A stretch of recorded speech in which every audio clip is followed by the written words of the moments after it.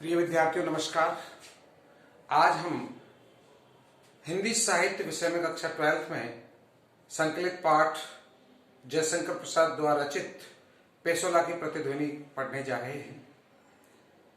इसमें जयशंकर प्रसाद जी ने हमारे देश, हमारे राज्य राजस्थान की उस महाभूमि जिसे हम मानते हैं उसके बारे में यहाँ वर्णन किया है।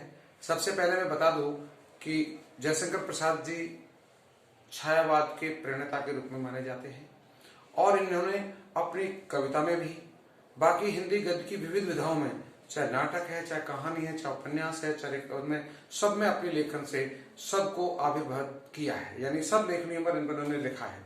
हम मान सकते हैं कि जयशंकर प्रसाद गद्य और पद्य दोनों क्षेत्रों में ही अपनी अहम भूमिका रखते हैं। इनके प्रमुख कहानियों में, इनके प्रबंध काव्य के क्षेत्र में यदि हम देखें तो प्रेम राज्य है, वन मिलन है, अयोध्या का उद्धार है, जो ये जो रचनाएं हैं ये ब्रज भाषा में इन्होंने लिखी हैं। इसमें कामायनी है, महाराणा का महत्व है और आंसू है।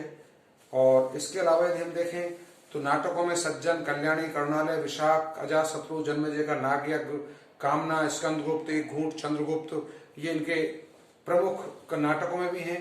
कहानियां के भी इनके पास संग्रह यहाँ पर देखने को मिलते हैं, जिसमें छाया, प्रतिध्वनि, आकाशदीप, आंधी और इंद्रजाल है। और उपन्यास इन्होंने कुल 3 उपन्यास लिखे हैं, एक आधा अधूरा रहा है, जिसमें कंकला, तितली और ईरावती जो अधूरा है। निबंध में भी प्राकृतिक सौंदर्य के, भक्ति के, हिंदी साहित्य सम्मेलन, सरोज, हिंदी कविता का विकास आपके द्वारा लिखा गया है। ऐतिहासिक निबंध भी आपने लिखे हैं, जिनमें सम्राट चंद्रगुप्त मौर्य, मौर्यों का राज्य परिवर्तन, आर्यभट्ट प्रथम सम्राट, दशराज युद्ध, समीक्षात्मक निबंध भी आपके लिखे हैं।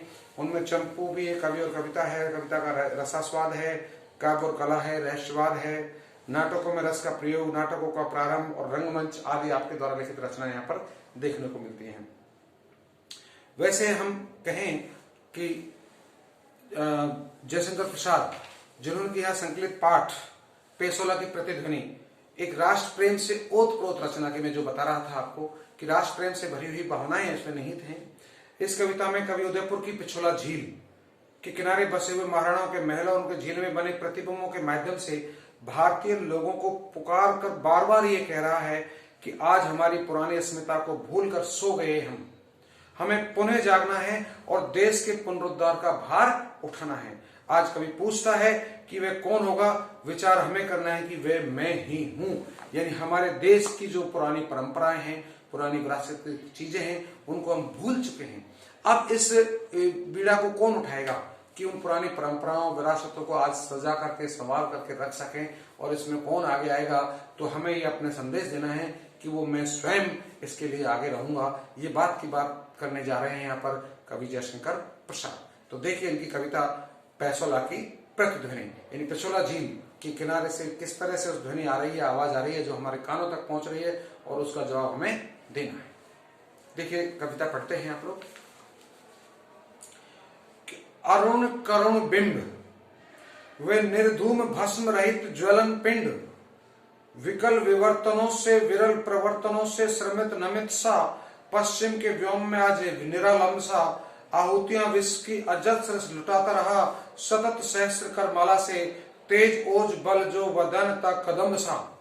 यानी जयशंकर प्रसाद यहां बताना चाहते हैं कि अरुण करुण बिंब, अरुण माने लाल, करुण माने दया से पूर्ण, बिंब माने समूह, यानी एक लालिमा युक्त एक बिंब के समान पेसोला झील में स्थित सूर्य, वह निर्धूम भस्म रहित ज्वलन पिंड, वहां उसकी परछाई दिखाई दे रही है, बिल्कुल निर्धूम, धुआं से रहित, भस्म रहित एक ज्वलन पिंड, विकल विवर्तनों से, यानी पुराने जितने भी उन पर यहाँ पर व्याकुलता प्रदान करने वाले प्रवर्तन, यानी नए नए नवाचार हुए, बड़ी बड़ी समस्या उनके सामने जो आई, उनसे श्रमित नमित सा, यानी श्रमित माने थका हुआ था और नम्रता से झुका हुआ सा, पश्चिम के व्योम में आज निरालंब सा, पश्चिम के व्योम माने अंतरिक्ष में आज बिना किसी अवलंब यानी सहारे के, आहुतियां विष की अजस्र लुटाता रहा, सतत सहस्त्र कर माला से, तेज ओज बल जो वदन तक कदम सा, कदम के समान इस तरह लुटाता हुआ अपनी ओजस्वी भावनाओं को। ये हिमालय पेसोला झील के किनारे बसा हुआ यह उदयपुर शहर, या उदयपुर शहर के महल, ये पेसोला झील के किनारे बसा हुआ ये जो है महल जिसके बारे में बताने जा रहा है, किस तरह से उसकी प्रतिबिंब के रूप में परछाई उस पिछोला झील में दिखाई दे रही है, एक लालिमा अपने रूप को लिए हुए। यानी पिछोला झील के बने किनारे बसा हुआ उदयपुर का वो महल, वो किला जिसकी परछाई पिछोला झील में दिखाई दे रही है, वो अरुण करुण बिंब के समान वो प्रतिबिंब हमें दिखाई दे रहा है, जो सदियों से वहां पर विभिन्न परिवर्तनों से, विभिन्न आवर्तनों से वहां पर परेशान था, पीड़ित था, समस्या युक्त रहा था।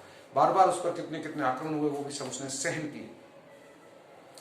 कि पेसोला की उर्मियां हैं शांत, लेकिन पेसोला जो झील है उसकी जो उर्मियां यानी कि उसकी जो किरणें हैं, जो लहरें हैं, वो शांत हैं। घनी छाया में तरु तट है, चित्र तरल चित्रसारी में। कितनी सारी स्थिति बताइए कि जैसे पिछोला झील का पानी बिल्कुल शांत है, उसमें पिछोला झील के किनारे बने हुए इस महल की परछाई भी एक चित्रकारी के द्वारा बनाई गई चित्रसारिता की तरह दिखाई दे रही है। झोंपड़े खड़े हैं बने शिल्प के विषाद के दग्ध अवसाद से, और जगह जैसे जैसे उस चित्रकारी के द्वारा बनाए गए कई झोंपड़े, कहीं सूर्य, कहीं नदियां, कहीं झरने दिखाए जा रहे हैं, ठीक वैसे ही पिछोला झील में वो पूरा परिदृश्य दिखाई दे रहा है। दूसर जलद खंड झटक पड़े हैं जैसे विजन अनंत में, और उस चित्रसारी में दिखाए गए उस चित्रकार की तरह से वो संपूर्ण चित्र उस पिछोला झील के पानी में परछाई रूप में एक विकल व्याकुल से वो वहां पर दिखाई दे रहे हैं। काली में बिखरती है संध्या के कलंक सी, दुंदुभी मृदंग सूर्य शांत सब मौन हैं। कि क्या बात यहाँ पर बताने का प्रयास किया है। जयशंकर प्रसाद कहते हैं, देखिए जहां पर पहले आज किस तरह से शांत बना हुआ है सारा वातावरण, काल में बिखरती है संध्या के कलंक से। इस यहाँ पर चारों तरफ संध्या के कलंक के कालिमा, जैसे रात्रि काल पर चारों तरफ कालिमा छा जाती है, ऐसे ही कालिमा आज ऊपर के महलों पर छाई हुई है। क्यों, कहा उस समय पहले कहीं यहाँ पर कभी दुंदुभी, कभी मृदंग, कभी तुर, शांत सब मौन है, ये सब बजा करते थे। आज ये सारे के सारे वाद्य यंत्र आज नहीं बज रहे। कहाँ गई इसकी वो हलचल, कहाँ गया इसमें वो सारा कुछ वैभव। फिर भी पुकार सी ये गूंज रही व्योम में, कौन लेगा भारी है कौन बिच लेगा नहीं। दुर्बलता इस अस्थि मांस की ठोक पर लोहे से परख कर वज्र से, प्रलोल का खंड के निकस पर कसकर। कभी आगे हमसे कहता है कि फिर भी हमारे आकाश में, व्योम में, अंतरिक्ष में वो प्रतिध्वनि आज भी गुंजायमान है कि किस तरह से इस महलों की महत्व था, किस तरह से यहाँ पर राजा महाराजाओं के शासन की वहां पर ध्वनियां विस्तारित होती रहती थी। आज कौन इस बात को लेगा कि कौन लेगा भारी है, इस भार को आज कौन लेगा। यानी पिछोला इस महलों को, झील को, उदयपुर को बसाने वाले राजा महाराणा प्रताप जैसे महावीरों की भूमि को आज यहाँ पर कौन संभालेगा, कि कौन विचलेगा नहीं और कौन अपनी बात से विचलित नहीं होगा। दुर्बलता इस अस्थि मांस की ठोक कर लोहे से परख कर वज्र से, यानी अच्छी तरह ठोक करके लोहे से वज्र से दम करके खूब समझ करके इस बात की कोई अपने आप में मन में विचार धारण करे।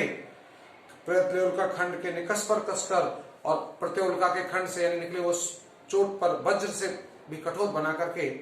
चूर्ण अस्थि पुंज से हंसेगा अट्ठास कौन, कि अपने अट्टियों को भी चूर्ण चूर्ण हो जाए तो भी इसे दम तक लड़ते रहने की अट्ठास भरी क्षमता रखने वाला कौन है। साधना 50 को बिखर चूर चूर होके धूली सी उड़ेगी किस दुष्ट फुटकार से, कि ऐसा उनका सामना करने के लिए यदि फुंकार भी मार दे तो सांप की फुंकार से जिस तरह जहर चढ़ जाता है, ऐसे ही अपनी फुटकार से भी दुश्मनों का सामना करने की क्षमता कौन रखेगा। उन राक्षसों को कौन भगाएगा, कौन लेगा भार है, इस भार को लेने की क्षमता कौन रखता है। जीवित है कौन, प्रश्न करता है कवि कि कोई जीवित है इस बात को हाँ कहने वाला। तो सांस चलती है किसकी, कहता है कौन ऊंची छाती कर कि मैं हूं मेवाड़ में, कि कोई अपनी ऊंचा सिर करके ऊंची छाती करके कोई ये कहे कि मैं हूं मेवाड़ में, इसका भार मैं स्वयं अपने कंधों पर संभालूंगा। तो अरावली श्रृंग सा समुन्नत सिर किसका, यानी अरावली पर्वतमालाओं की तरह सिर ऊंचा करने वाला कौन है वो हमें बताए। तो वो कहता है मैं हूं मेवाड़ में, अर्थात स्वयं के लिए। बोलो कोई बोलो, अरे क्या तुम सब मृत हो, यानी कभी हमसे कहता है क्या तुम सब सुनने वाले राजस्थानी वीरों तुम सब मृत हो गए। कोई भी ये कहने वाला नहीं है कि सब बोलो, अर्थात प्रत्येक व्यक्ति इस बात को कहे हाँ मैं इस भार को अपने सिर पर लूंगा, यानी हर एक को ये कहना है। आहा इससे खेवा की, यानी इस नाव की कौन थामता है पतवार ऐसे अंधड़ में। अंधकार पारावार गहन नियति सा, उमड़ रहा है ज्योतिरेखा हिन क्षुब्ध हो। खींच ले चला है काल धीवीर अनंत में, कि धीवर रूपी काल इसे अनंत में खींचे लेके जा रहा है। अब इसको संभालने वाला कौन है। सांस सक्रिय से अटकी है किसकी आशा में, कि कौन लेकर के किसकी आशा है, किसकी उम्मीद है, कौन इस बात को, इस खेवा को, इस नाव को संभाल सके। आज भी पेसोला के तरल जल मंडलों में वही शब्द घूमता सा गूंजता विकल है, किंतु वह ध्वनि कहाँ, गौरव सी काया पड़ी माया है प्रताप की, वही मेवाड़ किंतु आज प्रतिध्वनि कहाँ। यानी कवि इस बात को बताना चाहता है कि वही मेवाड़ है, वही उदयपुर है, वही जनता है, लेकिन वो प्रतिध्वनि जो पहले मेवाड़ के अंतर्गत होती थी, महाराणा की गूंज के साथ सारे के सारे मिलकर के एक हो जाते थे। आज मैं इतनी जोर से चीख रहा हूँ, पुकार रहा हूँ, लेकिन कोई मिलकर साथ चलने वाला और मेवाड़ की शान मान मर्यादा को रखने वाला कोई है तो आकर के वो हिमालय की इस अरावली पर्वतमालाओं के इस ऊंचे हिमशकों की भांति अपना सिर उन्नत करके कहे कि मैं इसकी रक्षा करने के लिए तैयार हूं। ऐसी उम्मीद के साथ में ही ये पाठ समाप्त होता है। आप सभी के लिए बहुत बहुत धन्यवाद।